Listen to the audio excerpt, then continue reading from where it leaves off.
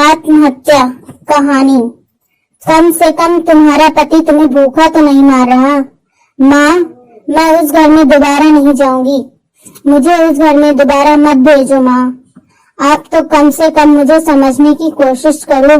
दम घुटता है मेरा वहाँ। कोई नहीं समझता मुझे। अपने स्वाभिमान की रोज रोज धज्जियां उड़ते देखकर भी कैसे रह लूं उस घर में। अरे क्या परेशानी है तुझे? किस चीज की कमी रखता है तेरा पति? भूखा तो नहीं मार रहा ना तुझे? क्या भूखी सब कुछ होती है माँ? मेरा मान सम्मान और स्वाभिमान क्या कोई मायने नहीं रखता?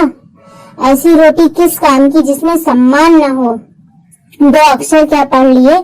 हमको सिखा रही हो? क्या कमी है तेरे ससुराल में? रोटी रोटी होती है, जब भूख लगती है तभी खाई जाती है। इसका मान सम्मान से कोई लेना देना नहीं। चुपचाप अपने ससुराल जाओ। तेरे कारण मेरी दोनों छोटी बेटियों की शादी नहीं हो पाएगी। लोग कहेंगे कि बड़ी बहन तो खुद पीहर आकर बैठी हुई है, पता नहीं छोटी कैसी होगी। अपने पिता के मुंह से यह सब सुनकर मधु चुप रह गई और उसकी माँ कुछ न कह पाई। पिछली बार भी यही हुआ था और अब की बार भी वही। मधु के पिता के सामने किसी की नहीं चलती। जो खुद भी ऐसे इंसान रहे हों, वह दूसरों की भावनाओं को क्या समझेंगे। वहीं रमन और उसकी माँ कुटिल मुस्कान के साथ मधु की तरफ देख रहे थे। थक हार कर मधु को चुपचाप अपने मान सम्मान को छोड़कर पति रमन और सास के साथ वापस ससुराल जाना पड़ा। रमन और मधु की 1 साल पहले ही शादी हुई है। रमन के परिवार में उसकी माँ और एक छोटा भाई है जो अभी कॉलेज में पढ़ाई कर रहा है। रमन अपने दिव्यांग पिता के व्यापार को संभालता है और उसी की कमाई से पूरा घर खर्च चलता है। और रमन की माता जी वह तो परफेक्ट भारतीय सास है जो बहू में कमी निकाल ही लेती हैं।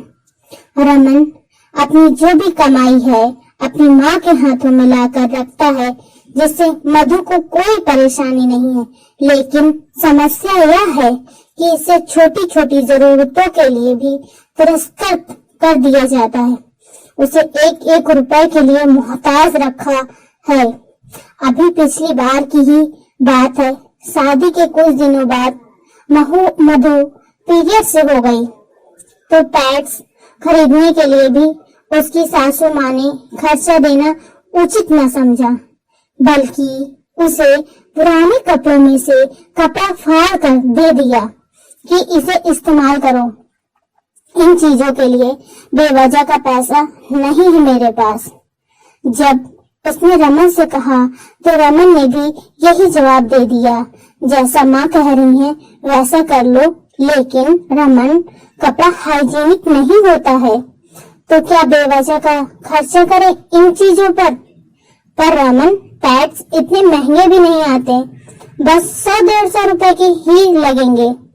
रहे दो, जो माँ कह रही है करो, नहीं तो अपने बाप से मांग लो। रमन से इस जवाब की उम्मीद नहीं थी उसे तो यकीन ही नहीं हो रहा था कि नई दुल्हन के साथ ऐसा व्यवहार हो सकता है। तब भी उसने अपनी माँ से इस बारे में बात की थी और कहा था कि वह ऐसे ससुराल में नहीं रह सकती।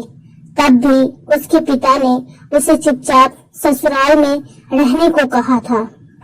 एक बार की भी यही हुआ था। मधु की प्रेगनेंसी कंफर्म हो गई थी। उसे बहुत परेशानी होती, पर उसकी सास उसे दवाइयां तक नहीं दिलाती। कहती यह सब तो बेवजह के चोचले हैं, हमने भी बच्चे पैदा किए हैं, लेकिन किसी हॉस्पिटल के चक्कर नहीं लगाए। इन सब पर बेवजह का खर्चा क्या करना। इस कारण से मधु परेशान होकर अपने पीहर आ गई थी। पर इस बार भी इसके पिता का जवाब था कि कम से कम तुझे भी भूखा तो नहीं मार रहा और उसके स्वाभिमान की धज्जियां उड़ाकर उसे वापस नहीं भेज दिया। अब तो उसकी सास उसे और ज्यादा परेशान करने लगी थी। सही भी है, जब माता पिता साथ नहीं देते तो ससुराल वालों को भी मौका मिल जाता है बोलने का। जैसे तैसे उसने अपनी प्रेगनेंसी के टाइम को निकाला, लेकिन ठीक से ध्यान न रखने के कारण उसने एक मरी हुई बेटी को जन्म दिया।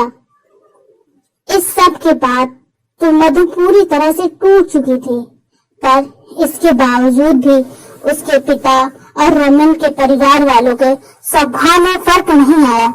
मधु को समझ ही नहीं आ रहा था कि उसे क्या करना है। इतनी हिम्मत भी नहीं थी उनमें कि अलग हो जाए। वह बीमार रहने लगी थी और आखिरकार एक दिन उसने आत्महत्या कर ली।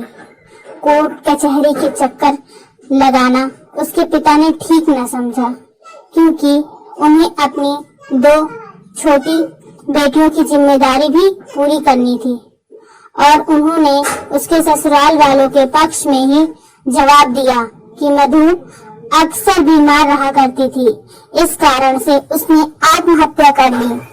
मधु ने अपनी जान से हाथ धोया, लेकिन किसी को कोई फर्क नहीं पड़ा। कुछ दिनों बाद रमन की दूसरी शादी हो गई। कहानी को चाहती तो सुखद मोड़ दे सकती थी, लेकिन सच्चाई यही थी और सच्चाई में बदलना नहीं चाहती। आपको ये कहानी कैसी लगी